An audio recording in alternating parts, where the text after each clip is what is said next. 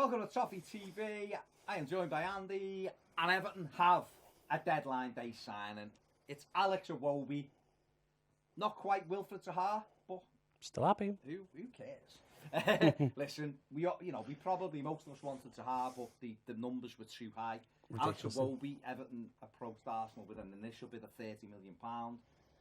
That came out that if Everton were to go a bit higher, they'd probably get him. It's exactly what Everton did. And Andy, you happy? Yes, I'm over the moon. I've always liked Alex Iwobi. As I say, when people ask me who's the most underrated player, I've always said Alex Iwobi. People have got a false impression about him that he's not a very good footballer, very creative, very good dribbler, very good passer. And he'll add goals to his game as he gets older. Now, we'll get into the data in a minute, but he's a very impressive player, data-wise. And what he adds, that I've always said we lack, is creativity. You're talking about someone who's got 6 assists last season, who created almost the same number of big chances as Gylfi Sigurdsson, and he doesn't take free kicks or corners. It's a good sign. It's a really good sign. I know we didn't get Wilfred Zaha. I know Iwobi doesn't necessarily equal top 4 or whatever, but it's a really solid sign and a smart sign. But we need to make more smart signings. I mean, overall, the window, I think Everton have done decent business. I think they've done very good business. 8.5 out of 10 if you want to go, yeah. Same. I think the centre-back thing is obviously a bugbear with everybody, and we're not going to sit here and say no, of course not. We'd have all loved Kurtzuma. We'd have all not Marcus Rocco. Yeah, we'd have all liked a centre back who, if we couldn't have got Zuma, who had similar attributes. But obviously, David Luiz's move from Chelsea to Arsenal scuppered for Kyle Tomori coming in on loan. Who wouldn't have been experienced, but had good attributes. He fits what we needed, yeah. But it is what it is. Everything else, I would say, was really good business by Everton. Obviously, there's potentials with like Jean-Philippe Bamman and stuff like that. We'll have to see how he goes. But Alex Iwobi is a signing who I believe, if there's a harsh stuff, wouldn't have, say Everton threw that initial bidding and it come out and they went, that's the end of it. Yeah. It's too dear. We don't want to go higher. It went quiet for a few days and then we went for Alex Iwobi. I think it would have been received totally differently than the way it's been received. It does almost feel one like not the other. A runner-up prize for people, when I don't think it should be looked at that. He was on Everton's hit list, if you like, all summer. Yeah. Iwobi has players who fit the right age bracket, 20 to 26, who Everton could potentially get. Obviously, Arsenal got Nicolas Pepe, and that kind of rendered Iwobi, down the pecking order, if you like. So it is. I think it is a good signing. A lot of half the people mightn't agree, but let's watch him every year. Let's watch him every week. Arsenal fans, as I've said today, and all the two other people, Arsenal fans have seen Iwobi from when he came into the side to now, and they look at all his flaws all the time. And unfortunately, young players, you do notice the flaws a lot when they first come in the team. We did it with Ross Barkley, we did it with Tom Davis now. At the end of the day, I think when they moved team, we mentioned Alex Oxlade-Chamberlain when he moved to Liverpool. They love Oxlade-Chamberlain. Arsenal fans said he wasn't a good player at all. Maybe we just needed a change of scenery. Maybe we just needed a different coach to work with him. Iwobi is 23 years old, and he's already, he's putting up seasons that are better than Zaha, which we'll get to at the same age. So I'm not saying he's going to be better than Zaha. I'm not saying he's the same player as Zaha, but it's a good signing. We've made a good sign. I think that everyone should be happy about that. That Marcel Brands is picking players out. And again, the fee, lower than expected again. He must have been able to pay for Iwobi and all the fees they saved on certain players this summer. And we've only spent about 33-34 million net this week, and we've improved the squad. I'm happy. I mean, I look at it, and obviously people like Enrion Yakuri may still go out. He's going to be going, yeah. He'll probably go out the door when he gets the and that'll reduce, and again, that'll take it back 15 million, down to yeah, 20 million and whatever. And I think people should be encouraged that we would, Everton was speaking to Crystal Palace 2.5 hours before the window shut. Trying to get them down a bit, and probably if Palace, I think if the United selling wouldn't have been in there, I think Everton and Palace would have dealt on about 60 million, and I think Everton would have paid that. They should have done what Porto did with James Rodriguez and sold him for 3 million and bunged another player for 60 just to get the card. But obviously the Premier League rules. But yeah, agreed. We were trying to get him. And it's not like Iwobi was a second prize, because as David Ornstein said yesterday, they wanted both.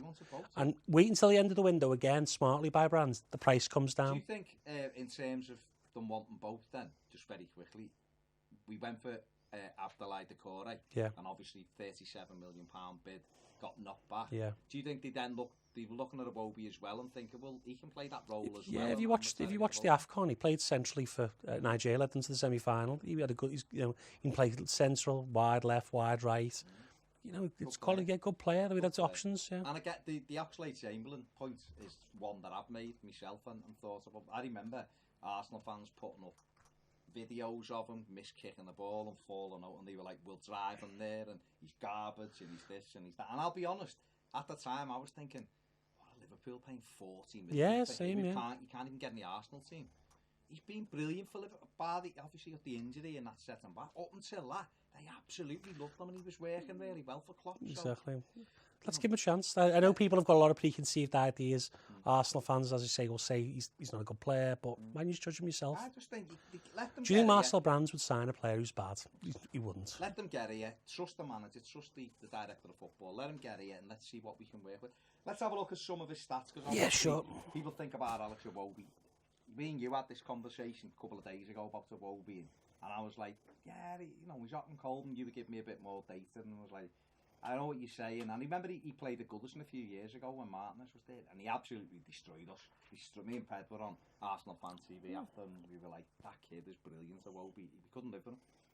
I looked at some of his stuff from last season, some of the stuff from the season before, and he's a real talent. All right, he's frustrating. There'll be times when you holding your head in your hands, but you like that with most players of his age. Yeah. Unless they're not many complete top bracket. So not many complete let's players. have a look anyway what we're getting with Iwobi. So you talk us through. Yeah, no problem. You talk us through. So in the left-hand corner here, a lot of people were saying, about Sahar, and this is what Sahar, same age Sahar, well, this is his 2015-16, which is 4 years ago. Yeah. This is what the numbers he put up at that time compared to. So you can see Sahar at that age, even though it was only scored 2 goals, 1 assist.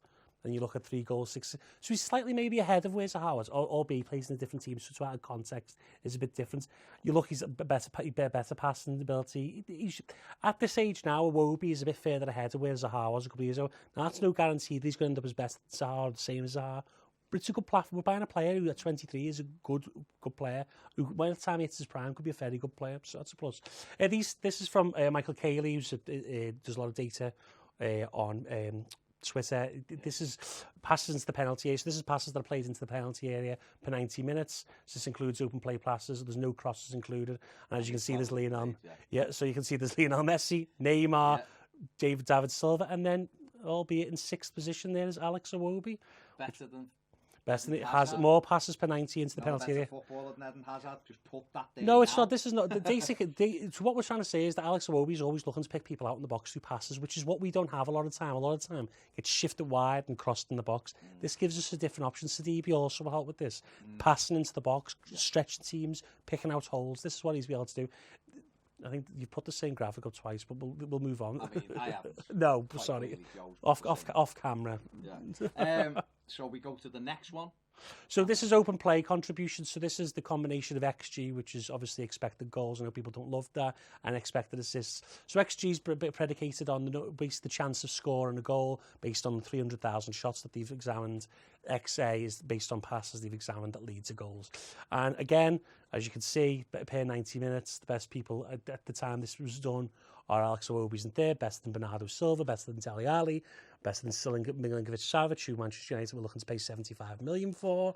Hasim Awar. Now, I'm not saying he's better than any of these players, but what I'm trying to say is he really adds that quality creativity that we've lacked at times. And I'm not saying that he's better than Gylfi Sigurdsson. He just offers something different. He wants more of the ball than Gylfi at times as well. Now, hopefully, he gets to the point where he's going to score 10 goals a season. That's what Marco Silva needs to help him with. But even his shot stats, he averages just under 2 shots a game, which is 2 shots is key when you're a winger or a striker. And it's 39%. Get that up to 45%. Get more shots in. You'll score more goals. That's a higher shot rate than Dominic Calvert. It is, exactly, yeah. Yeah. That's what that's all about. This is Ashwin Rahman. Ashwin's great as well. He's fantastic. He does a lot of great stuff with States as well. So give Ashwin Ashwin a follow on Twitter because you get more of this data. But there's some good players up there. Lucas Ocampos, who of course we were linked with and has moved to Sevilla, scored the penalty against us the other week. Leon Goretzka, who's a very, very good player. Arnold, who's just gone to West Ham. So there's good players up there. Yeah, these are all young players as well. I think this is under 23 or under 25. Rodrigo de Paul's very good. So it just shows that he is very creative. He's putting chances into the right passes into the right areas, which is key. If you want your Richarlisons, you'll be really good for Gylfi Sigurdsson actually as well, because as I've said before, lovely vision when it comes to passing the ball across the box, cutbacks, whatever. So he's going to really help us get goals. And I think in late games, if he comes on, or full games, he's going to unlock defences for us.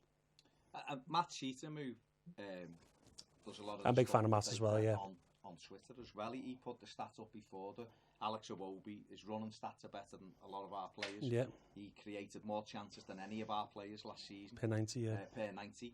And in Arsenal, there was only a couple of Arsenal players who created more chances than Alex Iwobi last year. So, obviously, data it's great for some stuff. It's great for demonstrating things that maybe people haven't seen beyond. Yeah, it's the 50% of the fit. I say it's 50%. I use both. So you do need to look at players, because obviously you can mislead, because it depends how they're measuring things and all that. Yeah, but on the eye test, people are saying he's slow. He's not slow. He's quick, strong, smart. He's smart football brain. So, well. Yeah, so, and again, another stat for you, Gylfi Sigurdsson said 11 big chances created. And he was 10, he's played much less minutes. So we're adding that creativity that we're lacking. What was Gylfi over across 3,000? 3,000 minutes, and then we're just over 1,700. So yeah, we're getting a player who's going to add creativity. So hopefully Richarlison, Keane, Gylfi, Bernard, whoever he plays with, going to benefit from these passes. Yeah, you know what? I'm at the stage, I don't know whether you are, but I'm at the stage with the manager and with the director of football where I'm like, listen, if you think he's going to benefit us, I'm good with it. I am good with it. Let's go with it and let's see. Because we sitting here, and obviously Blues who are watching it, everyone's got their own opinion. Of course, yeah. And everyone will look at a player and go, I'd rather have him. Yeah, game of opinions, of course it is, yeah. That's fine. That is absolutely fine. But we aren't sitting in the office with Marcel Brands and Marco Silva while they've got their vision of Everton Football Club and what they want to do with it. And they could look at him and go, yeah, but all of that data, he does this, but I'm going to play him off the right one. Yeah. And then when we're trying to get at teams on the counter-attack away from home, he's going to play where Gylfi Sigurdsson will play. And you mix it all up, and I think we've seen this, we've done the Deadline Day live show, and we've done other stuff. And people are like, well, who's he going to replace in our starting 11 then? And you're like, it doesn't matter. It doesn't matter. The big deal for Everton, I think, is trying to create that position where you've got 15, 16, 17, where you're going, any of them could play, really. I want to change it every week. You look at, as I said on the live show, if anyone missed it, Man City always change their team depending on who they play. Now, they've obviously got much better players than Everton, but you need to get into the position where no one's safe. Like Liverpool play essentially the same 9 or 10 players every single week, but we want to be in the position where if, say, we get an injury, Alex Iwobi can step in Bernard, or if Gylfi Sigurdsson doesn't play well for 6 games, it's not that we have to play him for another 10 games on the run. We can bring Iwobi in there, put Bernard in the middle. Yeah. It just makes us a better side. It raises the level of competition, and it'll create more consistency as well, because people be pushing themselves to stay in the team. Because you don't want complacency of being in the team. You want, so that's why we signed Lossell. Now Lossell will never beat out Pickford, but he's going to be trying his best to get those cup games off Pickford. So he's going to be pushing him in training. He's a Premier League level goal. He showed it last season, albeit he made a couple of mistakes. So everywhere we're trying, I really like the Sidibe signing for that as well. Yeah. It really, really helps that we've got someone to push Coleman now as well, because as you said the other day, he's not really been pushed in the last 8 years, really. No, not at all. I mean, you look on at people like Kevin Campbell, who's always banging on about him, and he's saying Kevin Campbell, let Marco Silva get a grip of him and develop him. Yeah. And he's got loads of talent, another fast player. You've seen other people going. Ian Wright's heartbroken. he wants him to stay. Yeah. I've seen like fans of other clubs saying that's a good sign, it's a smart sign, and some Arsenal fans are laughing. People, but then other ones are like, we're losing a really good player. Exactly. They didn't even like, Arsenal fans didn't like Aaron Ramsey till last year, the year before. They had him for years, they just didn't like him. So you know, Arsenal fans are quite fickle about who they like. I wouldn't take another club's fans' opinion on how good players are all the time, because sometimes change the scene can help. I really like Iwobi, I really rate him. When the news came through, you know, really happy when it came through. I was delighted, I was delighted. And not that I'm more delighted, I would have been delighted with Sahar. It's just that this is the type of sign I like from Everton. It shows vision. Basically, what I call is an inefficiency in the transfer market, in the fact that we're picking off players that are underappreciated at other clubs for good prices, which is smart, like Dean. Lucas Dean, Barcelona, doesn't suit his style of play. We plucked him, one of the best left-backs in the Premiership now. So, not Premier League, sorry. Premiership, I know people hate that. I grew up with that. But yeah, so... Same with Anthony Gomez. Exactly, Barcelona fans, he's terrible. He's the worst player that's ever played for us. And then you see other Barcelona fans going, well, no, for the first year he was very good. Yeah. The second year he wasn't very good. And that's the way it is. So you'd have to go, take everyone with how you find them and get behind the whole thing and see how we go. And listen, Alex Iwobi might be fabulous. He might be all right. Who knows? We'll only know at the end of the season, won't we? But it's a good age, right parameters, and you know, the initial down payment, or the initial fee is 28 million. Yeah. Zaha, I think they've ended up asking for 80 million, which is why Everton have walked away today. Yeah, it's ridiculous amounts of money. And realistically, if I'd have said to you on the 1st of June, would you pay 80 million for Zaha? No, everyone go, no, we want Malcolm, we want Neres, we want so and so. And it all became about Zaha in the last week. So this is not like a either or. It's Zaha. This is a good sign. Let's separate it from the Zaha thing. I think we all fell into the Zaha hype train, didn't we? Raised expectations, yeah. Yeah, of course. Let us know anyway what you think in the comment section below. Are you happy with Alex Iwobi? Are you underwhelmed? Are you ready to give him a chance? Just go, you know what? Well, let's see what he's got. Forget Zaha. It didn't happen, so just forget about it. Let us know what you think about Alex Iwobi. If you haven't subscribed to the channel, please do so. It takes a sec. If you want more videos, make sure you get over and join us on Patreon. And before you go, give the video a thumbs up. Thanks very much to Andy for all his info there. See you later.